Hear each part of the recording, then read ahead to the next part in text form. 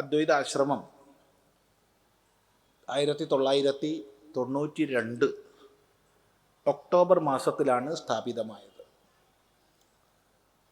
ആരംഭം മുതൽ വേദാന്ത പഠനപാഠനങ്ങൾക്കാണ് ആശ്രമം പ്രാമുഖ്യം കൊടുക്കുന്നത്.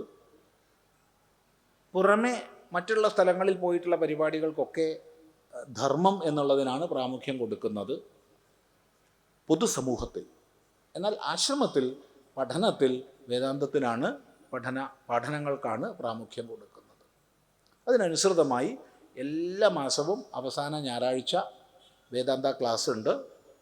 രാവിലെ 9:30 മുതൽ വൈകിട്ടൊരു 4-4:15 വരെ ആർക്ക് വേണമെങ്കിൽ വരാം. എല്ലാ മാസവും, അതായത് ഗ്രിഗോറിയൻ കലണ്ടർ അനുസരിച്ചിട്ടുള്ള മാസം അവസാനം ഞായറാഴ്ച. അതുപോലെ എല്ലാ വർഷവും ഗുരുപൂർണിമ മുതൽ 8 ദിവസം ഉപനിഷത്ത് വിചാര സത്രമുണ്ട്. ഏതെങ്കിലും ഒരു ഉപനിഷത്ത് സൂക്ഷ്മമായി വിചാരം ചെയ്യുന്ന പദ്ധതിയാണ്. മറ്റൊന്ന് ഡിസംബർ 23 മുതൽ ഒരാഴ്ചക്കാലം ആധ്യാത്മിക അന്തര്യോഗമുണ്ട്. ഇപ്പോൾ കുറേ വർഷങ്ങളായിട്ട് ഗീതയിലെ ഏതെങ്കിലും ഒരു അധ്യായം ആണ് ചർച്ചാ വിഷയമാക്കുന്നത്. അതിന് പല ആചാര്യന്മാരെ നമ്മൾ ക്ഷണിച്ച്, സന്യാസിമാരും നൈഷ്ഠിക ബ്രഹ്മചാരിമാരും മാത്രമാണ് ക്ഷണിക്കപ്പെടുന്നത്. അതിൽ അങ്ങനെയുള്ളൊരു സമ്പ്രദായത്തിലാണത് മുന്നോട്ട് പോകുന്നത്. അതുപോലെ ഈ ആശയ പ്രചരണത്തിൻ്റെ ഭാഗമായിട്ട് അദ്വൈതാശ്രമം സത്സംഗം എന്ന മാസിക ആശ്രമത്തിൽ നടക്കുന്നുണ്ട്. അതുപോലെ ധാരാളം ഗ്രന്ഥങ്ങൾ പ്രസിദ്ധീകരിക്കപ്പെട്ടിട്ടുണ്ട്. പലതും ഇപ്പോൾ ഔട്ട് ഓഫ് സ്റ്റോക്കാണ് എങ്കിലും ഉള്ളതൊക്കെ ഇവിടെ വിൽപ്പനയ്ക്കും പ്രദർശനത്തിനും വെച്ചിട്ടുണ്ട്.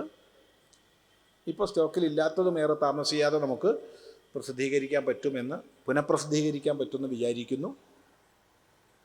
അതിനൊക്കെ സാമ്പത്തികം വലിയൊരു ഘടകമാണ്.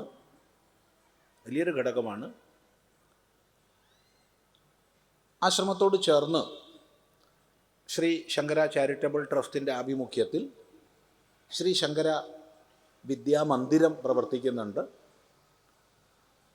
ധർമ്മബോധമുള്ള, പൗരബോധമുള്ള നമ്മുടെ മക്കളെ വളർത്തിയെടുക്കുക എന്നുള്ള ലക്ഷ്യത്തോടു കൂടി 450ഓളം മക്കൾ 7ാം ക്ലാസ് വരെയുള്ള ക്ലാസ്സുകളിലായിട്ട് അവിടെ പഠിക്കുന്നുണ്ട്. പിന്നെ തീർത്തും സമാജത്തിൻ്റെ ശ്രദ്ധ അർഹിക്കുന്ന വൃദ്ധജനങ്ങൾക്ക് വേണ്ടി, ആരോരും നോക്കാനില്ലാത്ത നമ്മുടെ മുത്തശ്ശന്മാർക്ക് വേണ്ടി ശ്രീ ശങ്കര വൃദ്ധസേവാ കേന്ദ്രം പ്രവർത്തിക്കുന്നുണ്ട്. അതുപോലെ വേദാന്ത പ്രചരണം, ധർമ്മ പ്രസരണം എന്നുള്ളത് ഉദ്ദേശിച്ചുകൊണ്ട് കേരളത്തിൻ്റെ വിവിധ ഭാഗങ്ങളിൽ ആശ്രമത്തിൻ്റെ കേന്ദ്രങ്ങളുണ്ട്. അതെല്ലാം ശ്രീ ശങ്കര ചാരിറ്റബിൾ ട്രസ്റ്റിൻ്റെ ആഭിമുഖ്യത്തിലാണ്. തിരുവനന്തപുരത്ത് ഇടയ്ക്കോട് തപോവനാശ്രമം, കൊല്ലത്ത് കുഴിയം തെക്ക് ശക്തിപാത അദ്വൈതാശ്രമം, പാലക്കാട് മാത്തൂർ പഞ്ചായത്തിൽ ആനിക്കോട് ശ്രീ ശങ്കര അദ്വൈതാശ്രമം, മലപ്പുറം ജില്ലയിൽ പാണ്ടിക്കാട് അടുത്ത് കൊടശ്ശേരി ശ്രീ ശങ്കര സേവാശ്രമം, വയനാട്ടിൽ മീനങ്ങാടിയിൽ നരനാരായണ അദ്വൈതാശ്രമം, കണ്ണൂർ മട്ടന്നൂരിൽ ലക്ഷ്മി കൃഷ്ണ അദ്വൈതാശ്രമം, കാസർഗോഡ് കാഞ്ഞങ്ങാട് ശ്രീ ശങ്കരം സനാതനധർമ്മ പഠന കേന്ദ്രം, കോഴിക്കോട് ജില്ലയിൽ മാത്തറയിൽ ശാന്തിസുധ സേവാശ്രമം, നമ്മുടെ കോഴിക്കോട് പട്ടണത്തിനുള്ളിൽ തന്നെ കുനിയിൽക്കാവ് ക്ഷേത്രത്തിൻ്റെ തൊട്ട് പുതിയ ബസ് സ്റ്റാൻഡിൽ നിന്നും KSRTC സ്റ്റാൻഡിൽ നിന്നൊക്കെ വെറും 5 മിനിറ്റ് മാത്രം, 5 മിനിറ്റും വേണ്ട, നടന്നെത്താവുന്ന ദൂരത്തിൽ ശ്രീ ശാരദ അദ്വൈതാശ്രമം. അതുപോലെ നടുവണ്ണൂരിൽ ഭഗവാൻ നിത്യാനന്ദ സ്വാമികൾ ജനിച്ച സ്ഥലത്ത് സദ്ഗുരു നിത്യാനന്ദ ആശ്രമം. ഇത്രയും ആശ്രമങ്ങൾ കേരളത്തിൽ പ്രവർത്തിക്കുന്നുണ്ട്. ഈ ട്രസ്റ്റിൻ്റെ ഭാഗമായിട്ട്. അതുപോലെ നമ്മുടെ ഗുരുസ്ഥാനമായ മാധവാനന്ദ ആശ്രമം ഗുജറാത്തിൽ ഖേഡ ജില്ലയിൽ മെഹമ്മദാബാദ് പട്ടണത്തിൽ മാധവാനന്ദ ആശ്രമമുണ്ട്. അതും ഇപ്പോൾ ട്രസ്റ്റിൻ്റെ ഭാഗമായിട്ടാണ് പ്രവർത്തിക്കുന്നത്. ഇതൊക്കെ തന്നെ ധർമ്മശാസ്ത്രത്തിൻ്റെയും വേദാന്തത്തിൻ്റെയും പ്രചരണത്തിനായി കൊണ്ടുള്ള കേന്ദ്രങ്ങളാണ്. എവിടെയൊക്കെ സാധിക്കും അവിടെയൊക്കെ നിങ്ങൾക്ക് സഹയോഗം ചെയ്യാവുന്നതാണ്.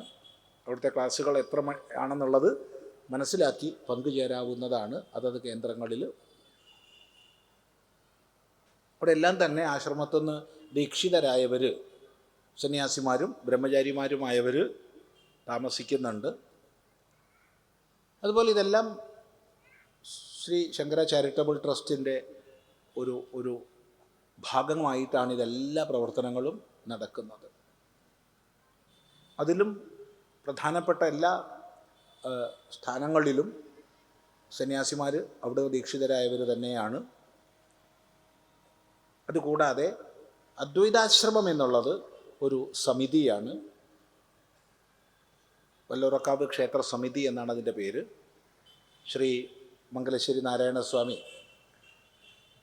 വല്ലൂറക്കാവ് ക്ഷേത്രം അടങ്ങുന്ന സ്ഥലം സാമ്പ്രദായികമായി ആശ്രമ നടത്തിപ്പിന് വേണ്ടി ദാനം ചെയ്ത സന്ദർഭത്തിലാണ് ഇതിൻ്റെ ഒരു ആരംഭം ഉണ്ടായത്. അന്ന് രൂപീകരിച്ച സമിതിയാണ്. ആ സമിതിയുടെ അധ്യക്ഷനും കാര്യദർശിയും ഖജാൻജിയും കാലത്തിനനുസരിച്ച് മാറും. അവരും ഈ ട്രസ്റ്റിലെ ട്രസ്റ്റികളാണ്. അങ്ങനെയാണ് ഇതിൻ്റെ ഒരു ഘടന. ഏതായാലും എല്ലാവരുടെയും സഹയോഗം ഉണ്ടാവുക എല്ലാ പ്രവർത്തനങ്ങൾക്കും എന്ന് മാത്രം പറഞ്ഞ് നമ്മൾ വളരെ സന്തോഷത്തോടു കൂടി ഈ 7 ദിവസവും ഒത്തുചേർന്നു. എല്ലാ വർഷവും ജാനുവരി 12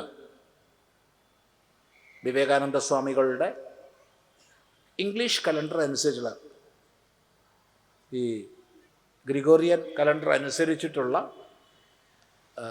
ജന്മദിവസം, അതാണ് ജനുവരി 12. അതിനാണ് ആരംഭിക്കുന്നത്. ഒരാഴ്ചക്കാലം എല്ലാവരും ഒന്ന് ഓർമ്മിച്ച് വയ്ക്കുക. നമ്മളാൽ കഴിയുന്ന രീതിയിൽ അതിൽ സജ്ജനങ്ങളെ പങ്കെടുപ്പിക്കാൻ എല്ലാവരും ശ്രമിക്കുക. ഇതൊക്കെയാണ് പറയാനുള്ളത്.